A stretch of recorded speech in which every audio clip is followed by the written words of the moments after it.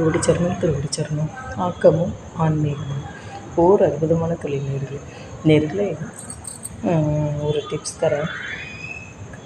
இது வந்து குழந்தை வேணுங்கிறவா இது யூஸ் பண்ணலாம். என்ன அப்படின்னா, ஒரு ஸ்பூன் பாலில் வந்து கசகசாவை ஊற போட்டுருங்க.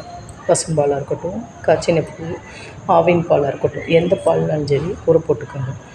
கிராம்பு பொடியும் ஜாதிக்காய் பொடியும் திரித்து வச்சுக்கோங்க.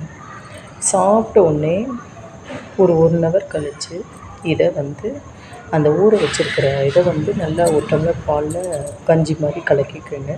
இந்த ஜாதிக்காய் பொடியும் கிராம்பு பொடியும் ஒரு சிட்டி இல்லைன்னா இது 2 சிட்டி இப்படி தூவி விட்டு சாப்பிட்டு பாருங்கள்.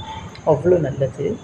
அதை தவிர்த்து லேடிஸுக்கு என்ன அப்படின்னா, ஃப்ரூட் சாலட் சாப்பிட்றப்ப கசகசாவை வறுத்துட்டு இதை வந்து அப்படியே ட்ரெஸ்ஸிங் தூவிட்டு சாப்பிட்றது. இது எப்போ அப்படின்னா, மென்சஸ் ஆன 8ஆவது நாள்லேருந்து 15ஆம் நாளுக்குள்ளே சாப்பிட்ருங்க. போதும். ஜஸ்ட்டு ஒரு வாரம் போதும்.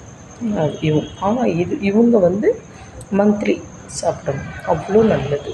கசகசா தூக்கம் இல்லாமல் இருக்கிறவங்களுக்கு கசகசா பால் குடிக்க சொல்லுவாங்க. ஆனால் அதில் வந்து கல்கண்டாவது பனங்கல்கண்டாவது போட்டு குடிக்கணும்.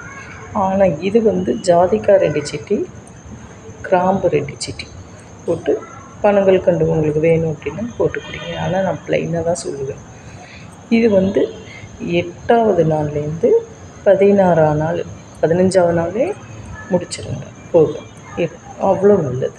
ட்ரெஸ்ஸிங் ஆனால் வறுத்துட்டு தூவணும். ஓகே.